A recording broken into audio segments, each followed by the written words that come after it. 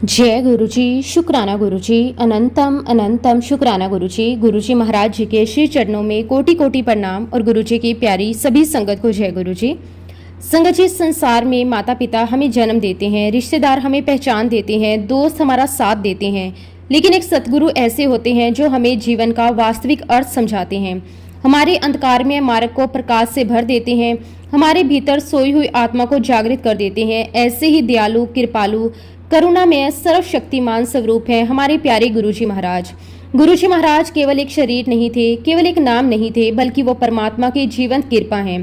वो अनंत प्रेम का अथाह सागर है, जिनकी एक मुस्कान लाखों दुखों को मिटा सकती है, जिनकी एक कृपा दृष्टि जीवन की दिशा बदल सकती है। उनके चरणों में बैठकर मन को वो शांति प्राप्त होती है जिसकी खोज इंसान वर्षों तक संसार में भटक कर भी नहीं कर पाता। गुरुजी महाराज जी का प्रेम किसी सीमा में बंधा हुआ नहीं है। उनका प्रेम सूर्य की रोशनी की तरह है, जो बिना किसी भेदभाव के सब पर समान रूप से बरसती है। वो अपने बच्चों की हर छोटी बड़ी बात को जानते हैं। हमारी कही हुई बातें ही नहीं, बल्कि हमारे मन के अनकहे भाव भी उनसे छिपे नहीं रहते। जब हम टूटने लगते हैं तो वही हमें संभालते हैं, जब हम थक जाते हैं तो वही हमें शक्ति देते हैं, और जब हमें लगता है कि अब कोई रास्ता नहीं बचा, तब गुरुजी महाराज अपनी कृपा से नया मार्ग खोल देते हैं।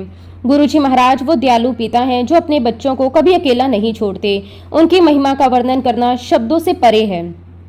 संगत जी, आज का सत्संग बहुत ही सुंदर, बहुत ही प्यारा सत्संग है। गुरुजी महाराज जी की बहुत ही प्यारी और पुरानी संगत कंवल अंकल का सत्संग है। संगत जी, सत्संग को पूरा जरूर सुने, पूरे भक्ति भाव के साथ सुने, क्योंकि हर एक सत्संग में गुरुजी महाराज हमें अपनी भरपूर ब्लेसिंग्स देते हैं। सत्संग शुरू करने से पहले मैं आप सबसे एक छोटी सी रिक्वेस्ट करूंगी कि अगर अभी तक आपने गुरुजी की संगत चैनल को सब्सक्राइब नहीं किया है तो हमारे इस चैनल को सब्सक्राइब जरूर कर लें, क्योंकि इस चैनल पर आपको गुरुजी के बहुत ही प्यारे प्यारे सत्संग सुनने को मिलते रहेंगे। तो चलिए संगत जी, पूरी श्रद्धा भाव के साथ इस सत्संग की शुरुआत करते हैं। जय गुरुजी, शुक्राना गुरुजी, अनंतम अनंतम शुक्राना गुरुजी। सबसे पहले गुरुजी महाराज जी के श्री चरणों में कोटि कोटि प्रणाम और गुरुजी की प्यारी सभी संगत को मेरा प्रेम भरा जय गुरुजी। संगत जी, ये मेरा बहुत बड़ा सौभाग्य है कि आज गुरुजी महाराज जी ने मुझे ये सेवा बख्शी है। संगत जी, गुरुजी महाराज जी के सत्संग शेयर करने की और सत्संग सुनने की सेवा हर कोई नहीं कर सकता। जिसे गुरुजी महाराज चुनते हैं वही ये सेवा कर सकता है, और आज गुरुजी महाराज जी ने मुझे ये मौका दिया, उसके लिए मैं गुरुजी महाराज जी का तहे दिल से शुक्रगुजार हूँ। जय गुरुजी, शुक्राना गुरुजी। संगत जी, आज मैं आप सभी के साथ अपने जीवन का एक ऐसा अनुभव शेयर करने जा रहा हूं जिसने मेरे और मेरे पूरे परिवार के जीवन की दिशा ही बदल दी। जब भी मैं उस समय को याद करता हूं तो मेरी आंखें नम हो जाती हैं और मेरा सर गुरुजी के चरणों में श्रद्धा से झुक जाता है। ये वो समय था जब हमारा परिवार बहुत बड़े दुख से गुजर रहा था और हमें कहीं से कोई रास्ता दिखाई नहीं दे रहा था। लेकिन संगत जी, जब इंसान पूरी तरह टूट जाता है तब गुरुजी उसका हाथ पकड़ लेते हैं और उसे संभाल लेते हैं। ये बात साल 1998 की है। उस समय तक हमारा परिवार एक सामान्य और खुशहाल जीवन जी रहा था। घर में सब कुछ ठीक चल रहा था। हम सभी अपने अपने काम में व्यस्त रहते थे और भविष्य को लेकर बहुत सारे सपने देखते थे। हमें कभी नहीं लगा कि हमारी जिंदगी में ऐसा समय भी आएगा जो हमें अंदर तक हिला देगा। लेकिन एक दिन ऐसा आया जिसने हमारी पूरी दुनिया बदल दी। दिल्ली छावनी क्षेत्र में मेरे बड़े बेटे का एक बहुत ही दुखद एक्सीडेंट हो गया। ये खबर जब हमारे पास पहुंची तो पहले तो मुझे यकीन ही नहीं हुआ। मैं बार बार यही सोच रहा था कि शायद कोई गलती हुई होगी, शायद ये खबर गलत होगी। लेकिन कुछ ही समय बाद सच्चाई सामने थी। मेरा बेटा इस दुनिया को छोड़कर जा चुका था। उस पल मेरे ऊपर क्या बीती उसे शब्दों में बताना बहुत मुश्किल है। एक पिता के लिए अपने जवान बेटे को खो देना बहुत बड़ा दुख होता है। लेकिन संगत जी, मेरी वाइफ की हालत मुझसे भी ज्यादा खराब हो गई थी। एक माँ का दिल पूरी तरह टूट चुका था। वो इस सदमे को बिल्कुल भी सहन नहीं कर पा रही थी। दिन रात उनकी आंखों से आंसू बहते रहते थे। सुबह उठते ही उन्हें बेटे की याद आती और रात को सोते समय भी वही याद उनके साथ होती। घर का हर एक कोना उन्हें अपने बेटे की याद दिलाता था। कभी वो उसकी तस्वीर को देखकर रोने लगती तो कभी उसके कपड़ों को सीने से लगाकर बैठ जाती, कभी उसके कमरे में जाकर घंटों चुपचाप बैठी रहती। धीरे धीरे उसकी हालत और खराब होती चली गई। उन्होंने लोगों से मिलना जुलना लगभग बंद कर दिया। किसी से बात करने का मन नहीं करता था। खाना कम कर दिया, नींद कम हो गई। उनका बीपी भी बहुत ज़्यादा लो रहने लगा। डॉक्टरों को दिखाया गया, दवाइयाँ भी चली, लेकिन मन का दर्द कम नहीं हो रहा था। मैं अपने बेटे के जाने का दुख तो सह ही रहा था, लेकिन अपनी पत्नी की हालत देखकर और ज़्यादा परेशान हो जाता था। कई बार रात को अकेले बैठकर सोचता था कि आखिर अब क्या करूं। किसके पास जाऊं, कौन हमारी मदद करेगा, कौन हमारी इस पीड़ा को समझेगा। इसी दौरान एक दिन मेरे पुराने एक दोस्त प्रेम सिंह ने मुझे मिलने के लिए बुलाया। वो सिंगापुर में भारत के राजदूत रह चुके थे। उन्होंने जब मुझे देखा तो तुरंत समझ गए कि मैं अंदर से पूरी तरह टूट चुका हूँ। उन्होंने मुझसे परिवार का हाल पूछा। तब मैंने उन्हें अपने बेटे के बारे में बताया, मैंने उन्हें अपनी वाइफ की हालत के बारे में बताया, मैंने बताया कि कैसे हमारा पूरा परिवार इस दुख में डूबा हुआ है। उन्होंने मेरी सारी बात बहुत ध्यान से सुनी। फिर उन्होंने मुझसे कहा, एक बार गुरुजी महाराज जी के पास चलिए, मुझे विश्वास है कि गुरुजी आपकी मदद जरूर करेंगे। संगत जी, उस समय मैं गुरुजी के बारे में ज़्यादा नहीं जानता था, लेकिन जब इंसान दुख में होता है तो उसे जहाँ भी उम्मीद दिखाई देती है वो वहाँ जाने के लिए तैयार हो जाता है। मैंने भी उनके कहने पर गुरुजी के पास जाने का निर्णय लिया। एक दिन सुबह मैं एम्पायर स्टेट पहुंच गया। मेरे मन में बहुत सारे सवाल थे, मैं दुखी भी था, थोड़ा घबराया हुआ भी था। वहां पहुंचकर मैंने अपने दोस्त का परिचय पत्र दिखाया, गुरुजी से मिलने की इच्छा व्यक्त की। उस समय सुदामा अंकल सेवा कर रहे थे। उन्होंने मुझसे बहुत प्यार से कहा, अभी गुरुजी से मिलने का समय नहीं है, आप शाम को आइए। मैंने उनसे बड़ी विनती की। मैंने कहा कि मैं बहुत परेशानी में हूँ, मेरी वाइफ की हालत बहुत खराब है, कृपया मेरा कार्ड गुरुजी तक पहुँचा दीजिए। लेकिन उन्होंने बहुत ही शांति से कहा, गुरुजी की संगत शाम को होती है और मुझे उसी समय आना चाहिए। मैं थोड़ा निराश होकर वापस घर लौट आया। बाद में मैंने प्रेम सिंह जी से बात की। उन्होंने भी कहा कि शाम को फिर चलना, सब ठीक होगा। शाम होने पर मैं फिर एम्पायर स्टेट पहुंचा। इस बार प्रेम सिंह जी भी मेरे साथ थे। हम दोनों अंदर गए। जब मैं पहली बार गुरुजी महाराज जी के सामने पहुंचा तो मेरे मन का सारा दर्द जैसे बाहर आने लगा। गुरुजी ने मुझे बहुत ही प्यार से बिठाया, मेरी बात सुनने लगे। मैंने अपने बेटे के बारे में बताया, मैंने अपनी वाइफ की हालत के बारे में बताया, मैंने बताया कि कैसे हमारा परिवार टूट चुका है। मैंने बताया कि मेरी वाइफ दिन रात रोती रहती है, उनकी तबीयत लगातार खराब होती जा रही है। संगत जी, गुरुजी बहुत ध्यान से मेरी बातें सुनते रहे। उन्होंने मुझे बीच में नहीं रोका। ऐसा लग रहा था जैसे उन्हें पहले से सब कुछ पता हो। जब मैंने अपनी सारी बात बता दी तब गुरुजी ने बहुत ही प्यार से मेरी तरफ देखा और कहा कि मेरी वाइफ को ब्लेस्ड लोटे का जल दिया जाए। बस इतना ही। मैं गुरुजी का आशीर्वाद लेकर घर लौट आया। मैंने श्रद्धा और विश्वास के साथ अपनी वाइफ को वो जल देना शुरू कर दिया। संगत जी, धीरे धीरे हमें बदलाव दिखाई देने लगा। जो मेरी वाइफ हर समय रोती रहती थी, उनका रोना कम होने लगा। जो हर समय दुख में डूबी रहती थी, उनका मन थोड़ा शांत रहने लगा, उनकी तबीयत में सुधार आने लगा। परिवार के सभी लोग ये बदलाव महसूस कर रहे थे।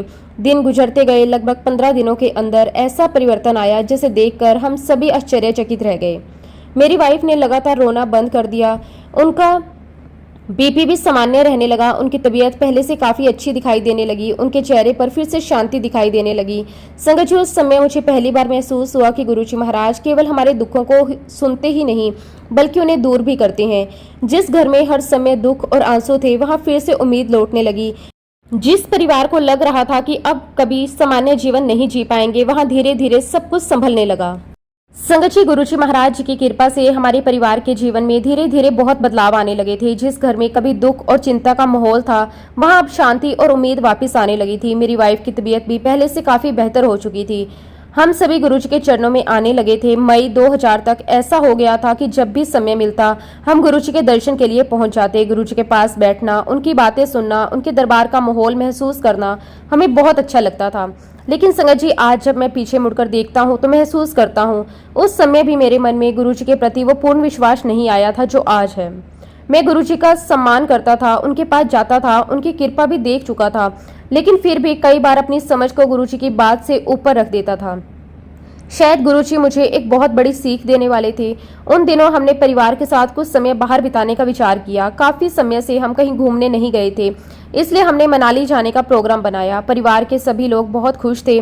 कई दिनों बाद हम सब एक साथ कुछ समय शांति से बिताने वाले थे। मनाली की यात्रा बहुत अच्छी रही। वहाँ का मौसम बहुत सुंदर था।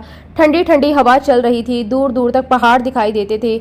हर तरफ हरियाली थी। परिवार के सभी लोग बहुत खुश थे। कई बार हम सुबह जल्दी उठकर घूमने निकल जाते। कभी पहाड़ों को देखते रहते, कभी बाजार घूमते, कभी बस बैठकर उस एनवायरनमेंट को महसूस करते।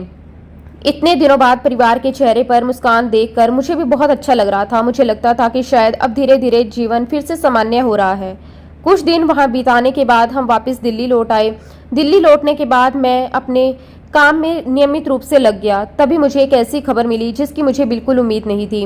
मुझे पता चला कि मेरा ट्रांसफर कर दिया गया। संगत जी, मेरे लिए एक बहुत बड़ा बदलाव था। संगत जी, उस समय मैं अंतर्राष्ट्रीय विमान रक्षा से जुड़े काम में था। अब मुझे नई दिल्ली के सीमा शुल्क भवन में बैठना था। मुझे बताया गया कि 15 जुलाई से मुझे वहां अपनी नई ड्यूटी शुरू करनी होगी। संगत जी, ये मेरे लिए एक बहुत बड़ा बदलाव था। कई सालों से मैं एक तरफ का काम कर रहा था, अब अचानक सब बदलने वाला था। मेरे मन में कई सवाल आने लगे। नई जगह कैसी होगी, नए लोग कैसे होंगे, काम का माहौल कैसा होगा, मुझे वहां कैसा लगेगा, क्या सब ठीक रहेगा। मैं कई दिनों तक इन्हीं बातों के बारे में सोचता रहा। जितना सोचता उतना ही मन में अलग अलग विचार आते। इसी दौरान मैं गुरुजी के दर्शन के लिए गया। जब भी कोई उलझन होती मैं गुरुजी के पास जाकर बैठ जाता। वहां बैठने से मन हल्का हो जाता था। उस दिन भी मैं गुरुजी के चरणों में बैठा हुआ था। गुरुजी हमेशा की तरह बहुत शांत थे। वहां पे संगत बैठी हुई थी। दरबार का माहौल बहुत ही प्यारा था। कुछ समय बाद मेरे ट्रांसफर की बात भी सामने आ गई। गुरुजी सब जानते थे। उन्हें मेरे मन की हालत भी पता थी, उन्हें आने वाले समय का भी पता था, लेकिन मुझे कुछ नहीं पता था।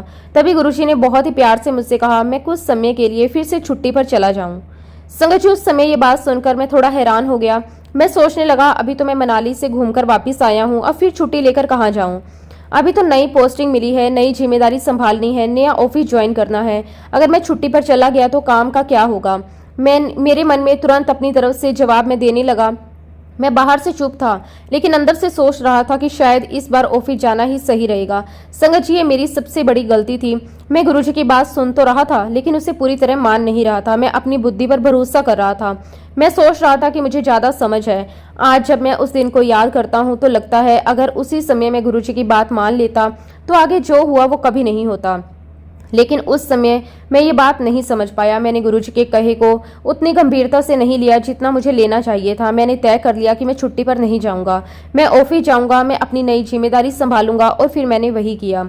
मैं रोज की तरह ऑफिस जाने लगा। ये घटना 24 जून 2000 की है। उस समय तक मेरे मन में गुरुजी के लिए पूरा विश्वास पैदा नहीं हुआ था। आज मैं खुद ये बात स्वीकार करता हूँ। मैं गुरुजी के पास जाता था, उनसे प्रेम भी करता था, उनका सम्मान भी करता था, लेकिन उनकी हर बात को अंतिम आदेश मानने की स्थिति में अभी तक नहीं पहुंचा था। इसलिए मैंने उनकी बात को सामान्य सलाह समझ लिया। मुझे बिल्कुल भी अंदाजा नहीं था कि गुरुजी मुझे किस चीज से बचाने की कोशिश कर रहे थे। दिन बीतते गए, मैं अपने काम में लगा रहा। सब कुछ सामान्य दिखाई दे रहा था। मुझे लग रहा था कि मैंने सही फैसला लिया है। लेकिन संगत जी, कई बार जो चीजें हमें सामान्य दिखाई देती है उसके पीछे बहुत कुछ चल रहा होता है और हमें उसकी खबर भी नहीं होती। फिर अचानक एक दिन पूरे विभाग में हलचल मच गई। लोग इधर उधर भाग रहे थे, हर तरफ चर्चा हो रही थी। ऑफिस का माहौल पूरी तरह बदल गया। सब लोग एक ही बात कर रहे थे, कुछ बड़ा होने वाला है, कुछ गंभीर मामला सामने आने वाला है। फिर खबर आई कि सीमा शुल्क विभाग के 48 अधिकारियों के खिलाफ कार्रवाई शुरू कर दी गई है। संगत जी, सुनकर सभी लोग हैरान रह गए। किसी को समझ नहीं आ रहा था कि आगे क्या होगा। हर कोई चिंता में था, हर कोई नामों की सूची देखने का इंतजार कर रहा था। जब वह सूची सामने आई तो मेरे होश उड़ गए। मेरा नाम भी उन्हीं अधिकारियों में शामिल था। कुछ पल के लिए मुझे विश्वास ही नहीं हुआ। मैं बार बार सोचने लगा, लेकिन सच मेरे सामने था, मेरा नाम उसमें था। उसी पल मुझे गुरुजी महाराज जी की बात याद आई। मुझे वो दिन याद आया जब मैं गुरुजी महाराज जी के सामने बैठा था। मुझे वो क्षण याद आया जब गुरुजी ने कहा कि कुछ समय के लिए छुट्टी पर चले जाओ। मुझे वो पल याद आया जब मैंने अपने मन की सुनी थी और गुरुजी की बात को पूरी तरह नजरअंदाज कर दिया था। उसी समय मेरे दिल के अंदर से केवल एक ही बात निकली, अगर मैंने गुरुजी का कहा मान लिया होता, अगर मैंने छुट्टी ले ली होती, अगर मैंने अपनी बुद्धि की जगह गुरुजी पर भरोसा किया होता तो मेरा नाम नहीं आता। संगत जी, उस समय जो स्थिति थी, मुझे ऐसा लगता था जैसे मेरे सर पर कोई बहुत बड़ा बोझ रख दिया गया हो। मैं बार बार सोचता था आखिर आगे क्या होगा। क्या मेरे खिलाफ भी कोई बड़ी कार्रवाई होगी? क्या मेरी नौकरी पर कोई असर पड़ेगा? क्या मेरे परिवार को कोई परेशानी होगी? क्या मेरे वर्षों की मेहनत पर पानी फिर जाएगा? संगत जी, जब इंसान डर जाता है तो उसका मन छोटी सी बात को भी लेकर बहुत बड़ा बना देता है। मेरे साथ भी यही हुआ। कई बार मैं ऑफिस में बैठा होता था, लेकिन मेरा ध्यान काम में नहीं लगता था। सामने फाइल खुली होती थी, लेकिन दिमाग कहीं और ही चलता था। घर पहुंचता तो परिवार वाले बात करते, लेकिन मेरा मन कहीं और ही होता था। रात को बिस्तर पर लेटता तो आंखें बंद होती थी, लेकिन नींद नहीं आती थी। मन बार बार उसी चिंता की तरफ चला जाता था। मैं सोचता था कि आखिर ये सब मेरे साथ ही क्यों हो रहा है। तभी मुझे गुरुजी महाराज जी की बात याद आती, जिसमें उन्होंने मुझे छुट्टी पर जाने के लिए कहा था। मैं सोचता था कि काश मैंने उस समय उनकी बात मान ली होती, काश मैंने अपनी समझ पर भरोसा करने की बजाय गुरुजी पर भरोसा किया होता। लेकिन अब जो होना था वो हो चुका था। अब मेरे पास केवल एक ही रास्ता था, वो था गुरुजी के चरणों में जाना। जब इंसान हर तरफ से हार जाता है तब उसे गुरुजी की शरण का महत्व समझ आता है। कुछ दिनों तक मैं इसी चिंता में रहा। फिर एक दिन मैंने तय किया कि मैं गुरुजी महाराज जी के पास जाऊंगा और अपनी सारी परेशानी उनके सामने रख दूंगा। मैं गुरुजी महाराज जी के दरबार पहुंचा। उस दिन भी हमेशा की तरह बहुत सारी संगत बैठी हुई थी। कुछ लोग सेवा कर रहे थे, कुछ लोग शांति से बैठे थे, कुछ लोग गुरुजी के दर्शन कर रहे थे। चारों तरफ एक अलग ही सुकून था। लेकिन संगत जी, मेरा मन उस समय बिल्कुल शांत नहीं था। मैं बाहर से भले शांत बैठा था, लेकिन अंदर से बहुत परेशान था। जब मुझे अवसर मिला, मैंने गुरुजी के सामने अपनी सारी बात रख दी। मैंने कहा कि गुरुजी, विभाग में बहुत बड़ी कार्रवाई शुरू हो गई है। मेरा नाम भी उन अधिकारियों की सूची में है। गुरुजी, मैं बहुत चिंता में हूँ। मैंने कहा कि मुझे समझ नहीं आ रहा कि मैं आगे क्या करूं। संगत जी, मैं चाहता था गुरुजी मुझे विस्तार से कुछ बताएं। मैं चाहता था कि वो कहें कि ऐसा होगा, वैसा होगा। मैं चाहता था कि वो मेरी सारी चिंता उसी समय खत्म कर दे, लेकिन गुरुजी का तरीका हमेशा अलग होता था। वो केवल इंसान की बात नहीं सुनते थे, वो उसके मन की बात भी पढ़ लेते थे। वो केवल आज नहीं देखते थे, वो आने वाला समय भी देखते थे। उन्होंने मेरी सारी बात बहुत ध्यान से सुनी, फिर बहुत ही प्यार से मेरी तरफ देखा। उनके चेहरे पर वही करुणा थी जो हमेशा होती थी। फिर उन्होंने केवल इतना कहा, चिंता मत कर। संगत जी, केवल 3 शब्द थे, लेकिन उन तीनों शब्दों में बहुत बड़ी शक्ति थी। उस समय मैं पूरी तरह समझ नहीं पाया, क्योंकि मेरा मन अभी भी डर में फंसा हुआ था। मैं बार बार अपनी समस्या को ही सबसे बड़ा मान रहा था, लेकिन गुरुजी कुछ और ही देख रहे थे। फिर अचानक गुरुजी ने मेरा ध्यान एक दूसरी बात की तरफ कर दिया। उन्होंने मेरी बेटी की शादी की बात शुरू कर दी। संगत जी, उस समय मैं थोड़ा हैरान हो गया। मैं सोचने लगा, मैं यहाँ अपनी नौकरी और विभाग की परेशानी लेकर आया हूँ, मैं यहाँ अपनी चिंता लेकर बैठा हूँ, और गुरुजी मेरी बेटी की शादी की बातें कर रहे हैं। उस समय मेरी समझ में कुछ नहीं आया, लेकिन गुरुजी ने बहुत ही प्यार से मेरी बेटी के भविष्य की बात की, उसकी शादी की बात की। उन्होंने घर परिवार की बात की, मुझे चिंता छोड़ने के लिए कहा। आज जब मैं उस घटना को याद करता हूँ तो समझ आता है गुरुजी मुझे बताना चाह रहे थे। जिस बात को लेकर मैं परेशान हूँ वो इतनी बड़ी बात नहीं है जितनी मैं समझ रहा हूँ। गुरुजी का संकेत साफ था। वो मुझे बता रहे थे कि सब ठीक होगा, लेकिन उस समय मेरा मन इतना डरा हुआ था कि मैं उनकी बात को पूरी तरह समझ नहीं पाया। मैं दरबार से वापस आ गया, लेकिन सच कहूं तो मेरी चिंता पूरी तरह खत्म नहीं हुई। मैं बार बार उसी विषय के बारे में सोचता रहा। मैं हर दिन किसी नई खबर का इंतजार करता था। हर दिन मुझे लगता था कि शायद आज कुछ नया होगा। हर दिन मन में डर बना रहता था। लेकिन संगत जी, धीरे धीरे समय आगे बढ़ता गया, जांच आगे बढ़ती रही, फाइलें आगे देखी जाने लगी, नामों की जांच होने लगी, विभाग की चर्चाएं चलने लगी। हर कोई अपनी अपनी तरफ से बातें करता था। कई अधिकारी बहुत परेशान थे, कई लोग भविष्य को लेकर डरे हुए थे। हर किसी की नज़र अंतिम निर्णय पर थी। फिर वो दिन आया जब तस्वीर थोड़ी साफ होने लगी। अब ये तय होना था कि किन अधिकारियों के खिलाफ वास्तव में कार्यवाही की जाएगी। शुरुआत में कुल 48 अधिकारियों के नाम सामने आए थे, इसलिए सभी लोग बहुत चिंतित थे। लेकिन जैसे जैसे जांच आगे बढ़ी, वैसे वैसे स्थिति बदलने लगी। कई नाम हटने लगे, कई लोगों को राहत मिलने लगी। एक दिन अंतिम सूची सामने आई। उस समय मेरा दिल बहुत तेजी से धड़क रहा था। मैं सूची को ध्यान से देखने लगा। मुझे नहीं पता था कि उसमें क्या लिखा होगा। मैं धीरे धीरे नाम पढ़ता गया। फिर अचानक मेरी नज़र वहां पहुंची जहां मुझे अपना नाम देखने की उम्मीद थी, लेकिन संगत जी, वहां मेरा नाम नहीं था। मैंने दोबारा देखा। संगत जी, मेरा नाम वहां पर नहीं था। सिर्फ मेरा ही नहीं, मेरे नीचे के जिन अधिकारियों के नाम थे उनके नाम भी उस लिस्ट में शामिल नहीं थे। उस समय मुझे अपनी आंखों पर विश्वास नहीं हो रहा था। मैं कुछ पल के लिए बिल्कुल चुप रहा। मेरे मन में तुरंत गुरुजी की बात गूंजने लगी, चिंता मत कर। अब मुझे समझ आने लगा कि गुरुजी क्यों बार बार मुझे चिंता छोड़ने के लिए कह रहे थे। लेकिन संगत जी, गुरुजी की कृपा यहीं खत्म नहीं हुई। समय और आगे बढ़ा। अब उन अधिकारियों पर औपचारिक आरोप लगाने की प्रक्रिया शुरू हुई जिनके खिलाफ कार्रवाई की जानी थी। फिर से सभी लोग ध्यान से सब कुछ देख रहे थे। फिर से सभी लोग नामों की चर्चा कर रहे थे। फिर से सभी लोग परिणाम का इंतजार कर रहे थे। लेकिन इस बार भी गुरुजी की कृपा मेरे ऊपर बनी रही। जब आरोप लगाए गए तब भी मेरा नाम कहीं नहीं था, किसी भी रिपोर्ट में नहीं, किसी भी सूची में नहीं। संगत जी, उस दिन मुझे पहली बार पूरी तरह समझ आया कि गुरुजी जब कहते हैं चिंता मत करो, तो वो केवल दिलासा नहीं देते। उन्हें पहले से पता होता है कि आगे क्या होने वाला है। उन्हें वो दिखाई देता है जो हमें दिखाई नहीं देता। जिस बात को लेकर मैं दिन रात परेशान था, वो बात धीरे धीरे अपने आप खत्म हो गई। तब मुझे महसूस हुआ कि मेरी चिंता सच में बेकार थी। गुरुजी पहले दिन से जानते थे कि अंत में क्या होने वाला है। संगत जी, जिस तरह गुरुजी महाराज जी ने मुझे उस बड़ी चिंता से बाहर निकाला था, उसके बाद मेरे मन में उनके प्रति श्रद्धा और भी ज्यादा बढ़ गई। धीरे धीरे मुझे ये समझ आने लगा कि गुरुजी केवल हमारी वर्तमान परेशानी नहीं देखते, बल्कि हमारे भविष्य को भी देखते हैं। कई बार हम किसी बात को बहुत अच्छा समझते हैं, लेकिन गुरुजी जानते हैं कि आगे चलकर वही बात हमारे लिए दुख का कारण बन सकती है। इसलिए वो समय रहते अपने बच्चों को संकेत दे देते हैं। संगत जी, एक दिन जब मैं गुरुजी महाराज जी के चरणों में बैठा हुआ था, तब उन्होंने अचानक मेरा ध्यान मेरी बेटी की शादी की तरफ दिलाया। उस समय तक मैं अपनी नौकरी और विभाग की बातों में इतना उलझा हुआ था कि मैंने अपनी बेटी की शादी के बारे में गंभीरता से सोचना शुरू ही नहीं किया था। लेकिन गुरुजी ने जैसे मुझे याद दिलाया कि जीवन केवल नौकरी और परेशानियों का नाम नहीं है, परिवार की जिम्मेदारियां भी उतनी ही इम्पोर्टेंट होती हैं। इसलिए मैंने गुरुजी के कहने पर अपनी बेटी के लिए लड़के देखने शुरू कर दिए। संगत जी, ये काम सुनने में जितना आसान लगता है, वास्तव में उतना आसान नहीं होता। एक पिता जब अपनी बेटी के लिए रिश्ता देखता है तो वो केवल लड़के को नहीं देखता, वो उसका परिवार भी देखता है, उसका स्वभाव भी देखता है, उसका भविष्य भी देखता है और ये भी सोचता है कि उसकी बेटी वहाँ खुश रहेगी या नहीं। हमने भी कई जगह रिश्तों के बारे में जानकारी लेनी शुरू की, कई लोगों से बात हुई, कई परिवारों के बारे में पता किया गया। कुछ रिश्ते शुरू में अच्छे लगे, लेकिन बाद में बात आगे नहीं बढ़ी। कुछ जगह हमारी तरफ से बात रुक गई, कुछ जगह दूसरी तरफ से। इस तरह समय बीतता गया। मैं हर बात गुरुजी को बताता रहता था। मुझे लगता था कि अगर गुरुजी की कृपा साथ रहेगी तो मेरी बेटी के लिए सबसे अच्छा रिश्ता अपने आप आ जाएगा। इसी दौरान एक दिन एक नया रिश्ता हमारे सामने आया। हमें बताया गया कि लड़का बहुत अच्छी नौकरी में है। वो भारतीय तेल निगम में इंजीनियर था। उसकी नौकरी अच्छी थी, उसकी सैलरी भी अच्छी थी, पढ़ाई भी अच्छी थी, परिवार भी सम्मानित माना जाता था। जब हमने उसके बारे में जानकारी ली तो ऊपर से सब कुछ बहुत अच्छा दिखाई दिया। घर में भी जब इस रिश्ते की चर्चा हुई तो सभी को ये रिश्ता अच्छा लगा। मेरी वाइफ ने भी कहा कि लड़का अच्छा लगता है, रिश्तेदारों ने भी कहा कि परिवार ठीक लग रहा है। मैंने भी सोचा कि शायद गुरुजी ने इसी दिशा में रास्ता बनाया है। संग जी, धीरे धीरे बातचीत आगे बढ़ी। फिर तय हुआ कि लड़के के मम्मी पापा हमारे घर आएंगे और दोनों परिवार एक दूसरे से मिलेंगे। संगत जी, जिस घर में ऐसे रिश्ते की बात चल रही हो वहाँ ऐसी मुलाकात बहुत ही इंपॉर्टेंट होती है। घर के सभी लोग थोड़ा उत्साहित भी थे और थोड़ा घबराए हुए भी थे। हर कोई चाहता था कि सब कुछ अच्छे से हो। कुछ दिन बाद मैं हमेशा की तरह गुरुजी महाराज जी के दर्शन के लिए गया। मेरे मन में भी बेटी की शादी की बात चल रही थी।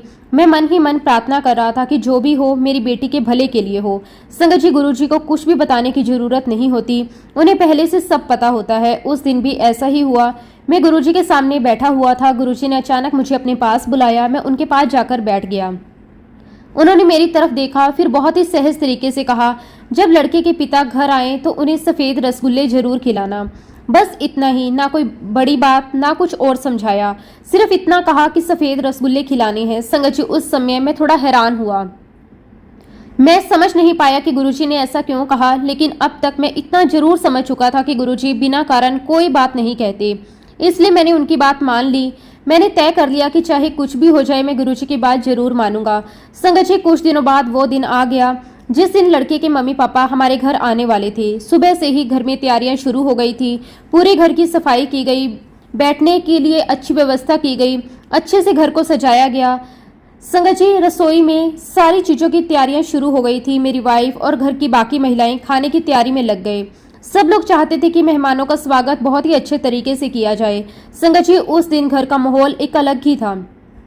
कोई रसोई में काम कर रहा था तो कोई रूम को सेट कर रहा था, कोई मिठाई ला रहा था, कोई और कुछ खाने के लिए ला रहा था। सबके मन में यही था कि सब कुछ अच्छे से हो जाए। मैं बार बार गुरुजी महाराज जी को याद कर रहा था, मन ही मन प्रार्थना कर रहा था कि जो भी फैसला हो वो मेरी बेटी के हित में हो। कुछ समय बाद लड़के के मम्मी पापा हमारे घर पहुंचे। हमने उनका बहुत ही आदर सत्कार किया, उन्हें सम्मान से बिठाया, चाय नाश्ता परोसा गया, बातचीत शुरू हुई। घर परिवार की बातें हुई, बच्चों की पढ़ाई की बातें हुई, नौकरी की बातें हुई, भविष्य की बातें हुई। बाहर से सब कुछ बहुत अच्छा दिखाई दे रहा था। बातचीत भी अच्छी चल रही थी, सब लोग मुस्कुरा रहे थे, किसी तरह की कोई परेशानी दिखाई नहीं दे रही थी। अगर कोई बाहर का व्यक्ति वहां बैठा होता तो शायद यही कहता कि रिश्ता बहुत अच्छा है। धीरे धीरे भोजन का समय हो गया। मेरी वाइफ ने बहुत ही प्यार से भोजन तैयार किया था। बहुत अलग अलग तरह के व्यंजन बनाए थे। मेहमानों को बड़े आदर के साथ भोजन परोसा गया। उन्होंने भी भोजन बहुत ही अच्छे से किया। सब कुछ बहुत अच्छा चल रहा था। लेकिन संगत जी, मुझे बार बार गुरुजी की बात याद आ रही थी, सफ़ेद रसगुल्ले खिलाने हैं। संगत जी, जब भोजन समाप्त हुआ उसके बाद मैंने एक प्लेट में सफ़ेद रसगुल्ले सर्व करे। मैं उन्हें लेकर लड़के के पापा के पास गया। मैंने बड़े ही प्रेम से कहा, ये रसगुल्ले लीजिए। उन्होंने मुस्कुराकर मना कर दिया। मैंने सोचा शायद अभी उनका मन नहीं होगा। मैंने ज़्यादा ध्यान नहीं दिया। थोड़ी देर बाद मेरी वाइफ रसगुल्ला लेकर गई। उन्होंने भी बड़े प्यार से उनसे रिक्वेस्ट की कि आप ये रसगुल्ला ले लीजिए। संगत जी, फिर उन्होंने मना कर दिया। अब मुझे थोड़ा आश्चर्य हुआ क्योंकि आमतौर पर लोग मिठाई लेने से मना नहीं करते। फिर भी मैंने कुछ नहीं कहा। कुछ समय बाद मेरा बेटा भी रसगुल्ला लेकर गया। उसने भी बहुत सम्मान के साथ कहा कि ये रसगुल्ला ले लीजिए। लेकिन इस बार भी संगत जी वही हुआ कि उन्होंने मना कर दिया।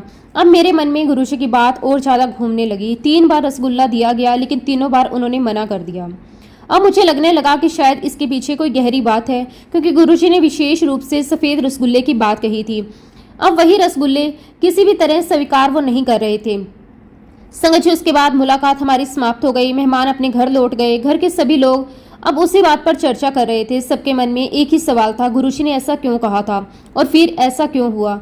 हम सभी के मन में जिज्ञासा थी। शाम होते ही हम गुरुजी महाराज जी के दर्शन के लिए अंपायर स्टेट पहुंच गए। संगत जी, हमने गुरुजी से कुछ पूछा भी नहीं, लेकिन गुरुजी को तो सब कुछ पहले से पता था। जैसे ही हम वहां पहुंचे, गुरुजी ने समय ही बात शुरू कर दी। उन्होंने कोई लंबा सत्संग नहीं किया, उन्होंने कोई ज्यादा बात को बढ़ा चढ़ाकर नहीं कहा। उन्होंने केवल एक वाक्य कहा।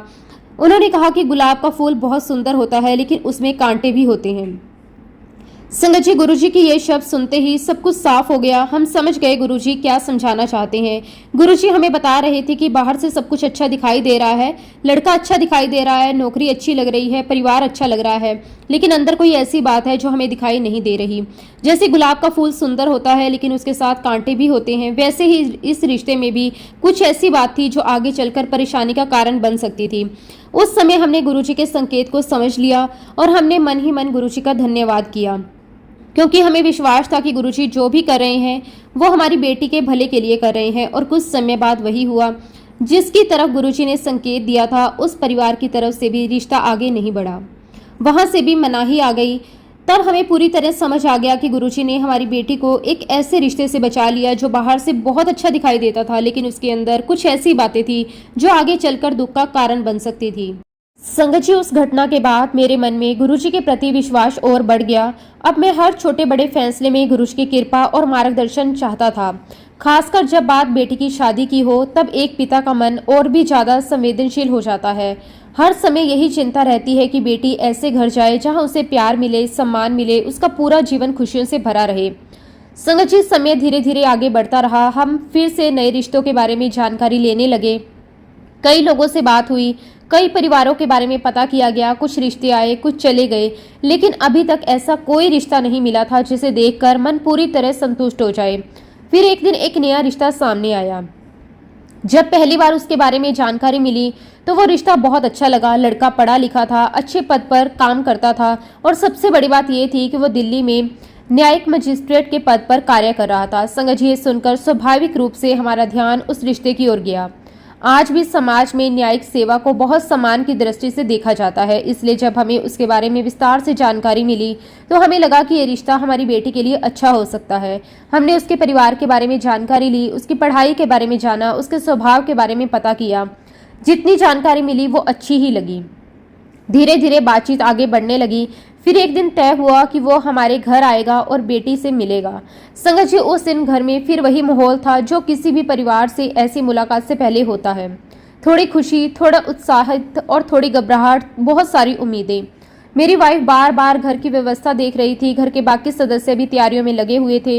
हर कोई चाहता था कि सब कुछ अच्छे से हो।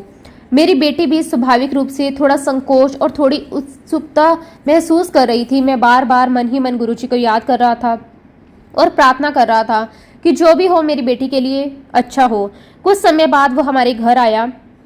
हमने उसका स्वागत किया, बहुत ही विनम्रता से मिला। उसका व्यवहार भी अच्छा लगा, बातचीत भी बहुत ही शालीनता से हुई। कुछ समय बाद उसे मेरी बेटी से भी बातचीत करने का अवसर मिला। दोनों ने एक दूसरे से बातें की, एक दूसरे को समझने का प्रयास किया। घर का माहौल बहुत ही सहज था। संगत जी, जब वो मुलाकात समाप्त हुई तो हमें लगा कि सब कुछ ठीक रहा। उसके जाने के बाद हम सभी घर में बैठकर उसी के बारे में चर्चा करने लगे। किसी ने कहा लड़का अच्छा लगा, किसी ने कहा उसका व्यवहार बहुत अच्छा था, किसी ने कहा वो समझदार लगता है। कुल मिलाकर पहली मुलाकात के बाद हमारे मन में पॉजिटिव भाव थे। फिर कुछ समय बाद उसका फोन आया। उसने सीधे मुझसे बात की। उसने कहा कि उसे ये रिश्ता पसंद है। उसने कहा कि उसे मेरी बेटी अच्छी लगी। उसने ये भी कहा कि उसकी तरफ से इस रिश्ते के लिए हाँ है। संगत जी, ये सुनकर स्वाभाविक रूप से हमें खुशी हुई, क्योंकि जब दोनों पक्षों को बात अच्छी लगे तो आगे का रास्ता आसान हो जाता है। लेकिन उसने एक और बात कही। उसने कहा कि अब उसके मम्मी पापा की स्वीकृति लेना भी बहुत जरूरी है। उसने हमें आश्वासन दिया कि वो अपने परिवार से बात करेगा। उस समय हमें लगा कि अब शायद बात आगे बढ़ जाएगी। कुछ दिनों तक हम प्रतीक्षा करते रहे। फिर ये तय हुआ कि हम उसके मम्मी पापा से मिलने जाएंगे। संगत जी, किसी भी रिश्ते में परिवार का बहुत ही इम्पोर्टेंट रोल होता है, इसलिए हमने सोचा कि जाकर उनके परिवार से मिलना चाहिए। कुछ समय बाद हम उनके घर पर गए, हमने उनके मम्मी पापा से मुलाकात की, बहुत ही सम्मान के साथ बातचीत हुई, हमने अपना परिचय दिया, परिवार की बातें हुई, बच्चों की बातें हुई, भविष्य की बातें हुई। बाहरी रूप से सब कुछ ठीक दिखाई दे रहा था। हमें लगा कि शायद अब जल्दी ही कोई पॉजिटिव आंसर मिल जाएगा। मुलाकात समाप्त हुई, हम वापस दिल्ली लौट आए। अब हम उत्तर की प्रतीक्षा करने लगे। एक दिन बीता, 2 दिन बीते, एक सप्ताह बीता, कोई उत्तर नहीं आया। हमने सोचा शायद परिवार विचार कर रहा होगा, इसलिए हमने धैर्य रखा। फिर कुछ और दिन बीत गए, लेकिन फिर भी कोई स्पष्ट उत्तर नहीं आया। संगत जी, धीरे धीरे मन में प्रश्न उठने लगे। अगर उन्हें रिश्ता पसंद था तो उत्तर क्यों नहीं आ रहा? अगर कोई समस्या थी तो वो बात क्यों नहीं कर रहे? अगर उन्हें समय चाहिए तो इतना समय क्यों लग रहा है? कई बार मैं सोचता था कि फ़ोन करूं, फिर सोचता कि थोड़ा और इंतजार कर लेते हैं। घर में भी यही चर्चा होने लगी। मेरी वाइफ पूछती थी कोई खबर आई क्या, रिश्तेदार भी पूछते थे कि आगे क्या हुआ, लेकिन हमारे पास कोई आंसर नहीं था। संगत जी, ऐसे समय में इंसान की परीक्षा होती है। वो समझ नहीं पाता कि क्या होने वाला है। उम्मीद भी बनी रहती है और कॉन्फ्यूजन भी रहती है। इसी बीच हम गुरुजी महाराज जी के पास जाते रहे। हम अपनी तरफ से कुछ नहीं जानते थे, लेकिन गुरुजी सब जानते थे। उन्हें भविष्य भी दिखाई दे रहा था और वर्तमान भी, लेकिन उस समय हमें ये नहीं पता था कि गुरुजी किस प्रकार इस पूरी घटना को आगे बढ़ाने वाले हैं। फिर एक दिन कुछ ऐसा हुआ जिसकी हमने बिल्कुल भी कल्पना नहीं की थी। एक दिन अचानक गुरुजी का फोन आया। जब भी गुरुजी का फोन आता था, वो अपने आप में एक विशेष बात होती थी। मैंने तुरंत आदर के साथ फोन उठाया। गुरुजी ने बहुत ही सहज स्वर में मुझसे एक प्रश्न पूछा। उन्होंने कहा, कंवर, दिल्ली में सबसे अच्छी चाट कहाँ मिलती है? संगत जी, मैं एक पल के लिए हैरान रह गया। मैंने सोचा कि गुरुजी अचानक चाट के बारे में क्यों पूछ रहे हैं, लेकिन मैंने तुरंत उत्तर दिया। मैंने कहा कि गुरुजी, मेरी जानकारी में सबसे अच्छी चाट शाहजहां मार्ग पर संघ लोक सेवा आयोग के भवन के कोने पर मिलती है। गुरुजी ने मेरी बात सुनी, फिर बहुत ही सहजता से कहा, ठीक है, शाम को 6:30 बजे वहां पहुंच जाना। संगत जी, मैं समझ नहीं पाया कि आगे क्या होने वाला है, लेकिन जब गुरुजी बुलाए तो फिर कोई प्रश्न नहीं होता, बस उनके आदेश का पालन किया जाता है। गुरुजी ने 6:30 बजे मुझे वहां पहुंचने के लिए कहा। गुरुजी की लीला कितनी निराली होती है, ये बात हमें उस घटना से और भी अच्छी तरह समझ आई। उस समय तक मेरी बेटी की शादी की बात चल रही थी, लेकिन मैं समझ नहीं पा रहा था कि अचानक गुरुजी ने मुझे वहां क्यों बुलाया है। लेकिन पिछले लगभग 2 महीने से लड़के वालों की तरफ से कोई जवाब नहीं आया था। ऐसे में मेरे मन में उम्मीद भी बहुत कम बची थी। संगत जी, उन दिनों घर में भी यही चर्चा रहती थी। कभी मेरी वाइफ पूछती कोई फ़ोन आया, कभी कोई रिश्तेदार पूछता। धीरे धीरे हमने भी सोचना शुरू कर दिया कि शायद ये रिश्ता अब आगे नहीं बढ़ेगा, क्योंकि अगर किसी को रिश्ता पसंद हो तो वो इतना लंबा इंतजार नहीं करवाता। 2 महीने का समय बहुत होता है। इसलिए मन में कहीं ना कहीं निराशा भी आने लगी थी। लेकिन संगत जी, इंसान जो देखता है वो वर्तमान होता है और गुरुजी जो देखते हैं वो आने वाला समय होता है। उस दिन शाम को मैं समय से पहले ही वहां पहुंच गया। मैं बार बार घड़ी देख रहा था। मन में उत्सुकता थी कि गुरुजी क्या करने वाले हैं। आसपास लोग अपने अपने काम में लगे हुए थे। सड़क पर रोज की तरह चहल पहल थी, लोग आ जा रहे थे। चाट की दुकानों पर भीड़ थी, लेकिन मेरा पूरा ध्यान केवल एक बात पर था, गुरुजी आने वाले हैं। कुछ ही देर बाद मैंने देखा कि गुरुजी वहां आ रहे हैं। संगत जी, जैसे ही गुरुजी वहां पहुंचे, मेरा मन खुशी से भर गया। उनके साथ कुछ और संगत भी थी। सभी बड़े प्रेम और श्रद्धा के साथ गुरुजी के पीछे पीछे चल रहे थे। गुरुजी हमेशा की तरह बहुत ही सहज और प्रसन्न दिखाई दे रहे थे।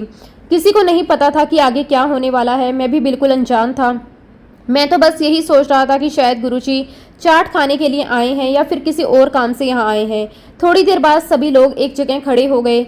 चाट मंगवाई गई। सब लोग गुरुजी के आसपास खड़े थे। हंसी मजाक का माहौल था। लेकिन संगत जी, मुझे अभी भी समझ नहीं आ रहा था कि गुरुजी ने मुझे विशेष रूप से यहाँ क्यों बुलाया है। फिर अचानक गुरुजी ने चाट की एक प्लेट अपने हाथ में ली। उन्होंने मेरी तरफ देखा। मैं तुरंत उनके पास पहुंच गया। गुरुजी ने वो प्लेट मेरे हाथ में देते हुए मुस्कुराकर कहा, मुबारक हो, बेटी का विवाह तय हो गया। संगत जी, ये सुनकर मैं कुछ क्षणों के लिए बिल्कुल चुप रह गया। मुझे लगा शायद मैंने ठीक से सुना नहीं। मैं गुरुजी का चेहरा देखने लगा। मेरे मन में एक साथ बहुत सारे विचार आने लगे। मैं सोचने लगा, ये कैसे हो सकता है, किसने बताया? अभी तो कोई जवाब आया ही नहीं। 2 महीने से तो उधर से पूरी तरह चुप्पी है। संगत जी, मैं अंदर से पूरी तरह हैरान था, लेकिन गुरुजी पूरी तरह शांत थे।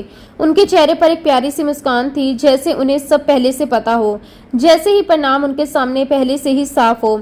मैं कुछ बोल भी नहीं पाया। तभी वहां मौजूद बाकी संगतों ने गुरुजी की बात सुन ली। एक एक करके सभी ने मुझे बधाई देनी शुरू कर दी। कोई बोला बहुत बहुत मुबारक हो, कोई बोला गुरुजी की बहुत कृपा हुई है, कोई बोला अब शादी की तैयारियां शुरू कर दो। संगत जी, चारों तरफ से लोग मुझे बधाइयां दे रहे थे। लेकिन मेरे मन की हालत कुछ और ही थी। मैं मुस्कुरा तो रहा था लेकिन अंदर से हैरान था, क्योंकि वहां मौजूद सभी लोगों ने केवल एक व्यक्ति था जो असली स्थिति जानता था, और वो था मैं खुद। केवल मुझे पता था कि पिछले 2 महीने से लड़के वालों की तरफ से कोई जवाब नहीं आया। केवल मुझे पता था कि हम लोग अभी भी इंतजार कर रहे हैं। केवल मुझे पता था कि अभी तक रिश्ता आधिकारिक रूप से तय नहीं हुआ है। इसलिए मुझे समझ नहीं आ रहा था कि गुरुजी इस तरह से क्यों कह रहे हैं। लेकिन संगत जी, मैंने अपने जीवन में गुरुजी की अनेक लीलाएं देखी थी। मैंने कई बार देखा था कि गुरुजी जो कहते हैं वही होता है। उनकी वाणी कभी खाली नहीं जाती। उनका हर शब्द अपने साथ सत्य लेकर आता है। इसलिए उस दिन भी मैंने मन ही मन सोचा कि अगर गुरुजी कह रहे हैं, अब ऐसा होकर ही रहेगा। उस दिन वहां मौजूद सभी लोग खुश से भर गए। सब लोग चाट खा रहे थे, हंस रहे थे, बातें कर रहे थे, लेकिन मैं बार बार गुरुजी के शब्दों को याद कर रहा था। मुबारक हो, बेटी का विवाह तय हो गया। ये शब्द मेरे कानों में बार बार गूंज रहे थे। उस दिन के बाद मेरे मन में एक अलग ही शांति आ गई। अब मुझे लगने लगा कि चाहे अभी तक कोई खबर नहीं आई, लेकिन गुरुजी ने जो कहा है वो जरूर सच होगा। और संगत जी, हुआ भी बिल्कुल वैसा ही। बहुत ज्यादा समय नहीं बीता कि वो खबर भी आ गई जिसका हम महीनों से इंतजार कर रहे थे। उधर से संदेश आया, फिर बात आगे बढ़ी और आखिरकार वही रिश्ता स्वीकार कर लिया गया। जिस उत्तर को 2 महीने से कोई पता नहीं कर पाया, वो अचानक हमारे सामने था। जिस बात को लेकर हम चिंता कर रहे थे वो एकदम साफ हो गई। और उस दिन मुझे फिर से महसूस हुआ कि गुरुजी केवल आज नहीं देखते, वो आने वाले कल को भी बहुत ही स्पष्ट रूप से देखते हैं। जहाँ हमारी सोच रुक जाती है, वहाँ गुरुजी महाराज जी की दृष्टि शुरू हो जाती है। जिस रिश्ते के बारे में हमें कोई जानकारी नहीं थी, उसके बारे में गुरुजी ने पहले ही घोषणा कर दी। फिर हमेशा की तरह इस बार भी गुरुजी के शब्द सत्य सिद्ध हुए। संगत जी, गुरुजी महाराज जी की कृपा का कोई अंत नहीं था। हमने अपने जीवन में कई बार देखा कि जब सब कुछ ठीक दिखाई देता था तब भी गुरुजी हमें संभाल लेते थे, और जब सब कुछ गलत दिखाई देता था तब भी गुरुजी हमें निराश नहीं होने देते थे। कई बार ऐसा लगता था कि अब कोई रास्ता नहीं बचा, लेकिन गुरुजी एक ऐसा रास्ता खोल देते थे जिसके बारे में हमने कभी सोचा भी नहीं था। संगत जी, मेरी बेटी की शादी गुरुजी की कृपा से बहुत अच्छे परिवार में हो गई। हम सब बहुत खुश थे। समय अच्छे से बीत रहा था। मेरा दामाद भी अपनी नौकरी पूरी मेहनत और ईमानदारी से कर रहा था। वो अपने काम को बहुत ही गंभीरता से लेता था। जो भी जिम्मेदारी उसे मिलती वो उसे पूरी लगन के साथ निभाता था। वो सुबह जल्दी उठता, अपने काम की तैयारी करता, ऑफिस जाता, दिन भर मेहनत से काम करता, फिर घर लौटकर कई बार अपने काम से जुड़ी फाइलें देखता। उसका जीवन बहुत ही अनुशासित था। संगत जी, उसे अपनी नौकरी से बहुत प्यार था। वो हमेशा आगे बढ़ना चाहता था। वो चाहता था कि अपने काम को और बेहतर तरीके से करे, अपने विभाग में अच्छा नाम कमाए। उसी दौरान विभाग की एक बहुत ही इम्पोर्टेंट परीक्षा हुई। ये परीक्षा बहुत जरूरी मानी जाती थी। जो लोग इस परीक्षा को पास करते थे उनके लिए आगे बढ़ने के रास्ते खुलते थे। इसलिए मेरे दामाद ने भी इस परीक्षा की तैयारी शुरू कर दी। संगत जी, उसने बहुत मेहनत की। दिन में नौकरी करता, रात को पढ़ाई करता, कई बार देर रात तक जागता, कई बार छुट्टी के दिन भी पढ़ाई करता। जब दूसरे लोग आराम कर रहे होते थे तब भी वो किताबों के साथ बैठा होता था। उसने अपनी तरफ से कोई कमी नहीं छोड़ी। पूरा परिवार भी उसका हौसला बढ़ाता था। मेरी बेटी भी उसका पूरा साथ देती थी। वो कहती थी, आप मेहनत करो, गुरुजी सब अच्छा करेंगे। संगत जी, धीरे धीरे परीक्षा का दिन आ गया। उसने पूरे विश्वास के साथ परीक्षा दी। जब वो परीक्षा देकर वापस आया तो उसके चेहरे पर संतोष था। उसने कहा, पेपर अच्छा हुआ है। उसकी बात सुनकर हम सब बहुत खुश थे। हमें पूरा विश्वास था कि वो अच्छे अंकों से पास होगा। फिर परिणाम आने का इंतजार शुरू हुआ। संगत जी, जिस दिन परिणाम आना था उस दिन सभी बहुत ही एक्साइटेड थे। सबको इंतजार था। बार बार पूछा जा रहा था, रिजल्ट आ गया क्या, कोई खबर मिली क्या। आखिर वो दिन आ गया, परिणाम घोषित हो गया। संगत जी, जब परिणाम देखा गया तो पहली नजर में सब ठीक लगा। वो लगभग सभी विषयों में पास था। लेकिन जब पूरी सूची ध्यान से देखी गई तो एक ऐसी बात सामने आई जिसने सबको हैरान कर दिया। एक विषय में उसे फेल घोषित कर दिया गया। संगत जी, हमें अपनी आंखों पर विश्वास नहीं हुआ। हम बार बार उसका रिजल्ट देखते रहे, लेकिन बात वही थी। बाकी सभी विषयों में पास था, लेकिन सिर्फ एक विषय में फेल। ये बात बिल्कुल समझ में नहीं आ रही थी। मेरे दामाद भी बहुत हैरान थे। उन्होंने कहा, ये कैसे हो सकता है, मैंने तो ये पेपर भी अच्छा किया था। संगत जी, वो बार बार अपने आंसर को याद करने लगे। उन्हें विश्वास था कि उन्होंने कोई गलत नहीं लिखा। उन्हें पूरा भरोसा था कि वो इस विषय में भी पास होने चाहिए थे। घर में भी चर्चा शुरू हो गई। मेरी बेटी परेशान हो गई। वो बार बार कहती, इतनी मेहनत की थी, फिर ऐसा कैसे हो गया। मैं भी सोच में पड़ गया। मुझे ये बात सामान्य नहीं लगी, क्योंकि मैं जानता था कि मेरे दामाद ने बहुत मेहनत की थी। मैं जानता था कि वो कितना ईमानदारी और मेहनती इंसान है। संगत जी, जब हमारी समझ काम नहीं करती तब हम गुरुजी महाराज जी के पास जाते थे। इस बार भी मैंने यही किया। मैं गुरुजी महाराज जी के चरणों में पहुंचा। गुरुजी महाराज संगत को दर्शन दे रहे थे। मैं जाकर वहां बैठ गया, लेकिन मेरे मन में यही चिंता चल रही थी।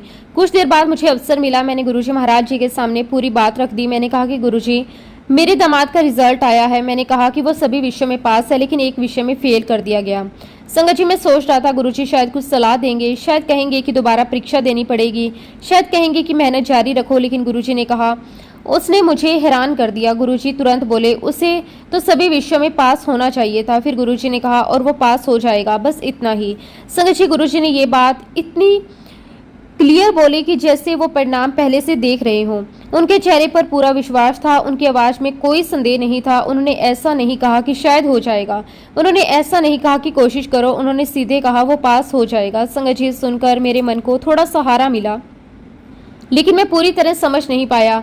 मैं सोचने लगा कि शायद किसी ने उसके साथ अन्याय किया है, शायद किसी कारण से उसके नंबर कम कर दिए गए हैं, शायद ऐसी कोई बात हुई है जो हमें दिखाई नहीं दे रही। मुझे लगा कि गुरुजी शायद उसी तरफ संकेत दे रहे हैं, लेकिन सच्चाई क्या थी ये तो समय ही बताने वाला था। संगत जी, कुछ दिन बीत गए, फिर अचानक मामले ने एक नया मोड़ लिया।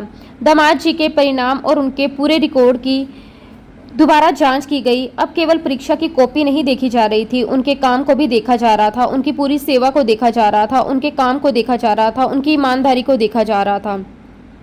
संगत जी, ये सब देखकर हमें महसूस हुआ कि शायद गुरुजी की बात सच होने की शुरुआत हो चुकी है। फिर मामला उच्च न्यायालय के न्यायाधीशों के सामने पहुंचा। संगत जी, उन्होंने जल्दबाजी में कोई फैसला नहीं किया, उन्होंने हर बात को समझा। उन्होंने परीक्षा का रिकॉर्ड देखा, उन्होंने उनके काम का रिकॉर्ड देखा, उन्होंने उनकी वार्षिक गोपनीय रिपोर्ट देखी, उन्होंने ये भी देखा कि उन्होंने अपने पूरे करियर में किस तरह का काम किया है। संगत जी, जब सब कुछ बहुत ध्यान से देखा गया तो एक बात साफ हो गई, ये व्यक्ति मेहनती है, ईमानदार है, ये व्यक्ति अपने काम के प्रति पूरी तरह समर्पित है और इसके रिकॉर्ड बहुत अच्छे रहे हैं। धीरे धीरे सभी बातें उनके पक्ष में जाने लगी। जिस बात ने हमें इतना परेशान कर रखा था, वही बात अब बदलती दिखाई देने लगी। फिर वो दिन भी आ गया जिसका इंतजार था। अंतिम निर्णय सुनाया गया। संगत जी, निर्णय बिल्कुल वैसा ही था जैसे गुरुजी ने कहा था। उन्हें सफल घोषित कर दिया गया। जिस विषय में उन्हें फेल बताया गया था, उसमें भी उन्हें पास मान लिया गया। संगत जी, अब वो सभी विषयों में पास हो गए थे। उस दिन हमारे घर में खुशी का माहौल था। मेरी बेटी की आंखों में खुशी के आंसू थे। मेरे दामाद भी बहुत खुश थे। पूरा परिवार गुरुजी को याद कर रहा था। मैं बार बार यही सोच रहा था कि गुरुजी ने पहले दिन जो कहा था वही सत्य हुआ। संगत जी, गुरुजी ने कहा था कि उसे तो सभी विषयों में पास होना चाहिए था और वो पास हो जाएगा। संगत जी, उस समय एक बार फिर हमें ये अनुभव हुआ कि गुरुजी जो कहते हैं वो केवल शब्द नहीं होते, वो सत्य होते हैं। हमें बाद में पता चलता है, लेकिन गुरुजी को पहले से सब पता होता है। शुक्राना गुरुजी महाराज, आपका अनंतम अनंतम शुक्राना। संगत जी, गुरुजी महाराज जी ने मुझे और मेरे पूरे परिवार को बहुत बहुत ब्लेस किया है। मैं गुरुजी महाराज जी का जितना भी शुक्राना करूं उतना कम है। और इसी के साथ संगत जी, अब मैं अपने शब्दों को, अपनी वाणी को यहीं पे विराम देता हूं। जब भी गुरुजी महाराज मुझे आज्ञा देंगे, मैं अपना अगला शुक्राना सत्संग भी आप सबके साथ जरूर शेयर करूंगा। जय गुरुजी, शुक्राना गुरुजी, अनंतम अनंतम शुक्राना गुरुजी।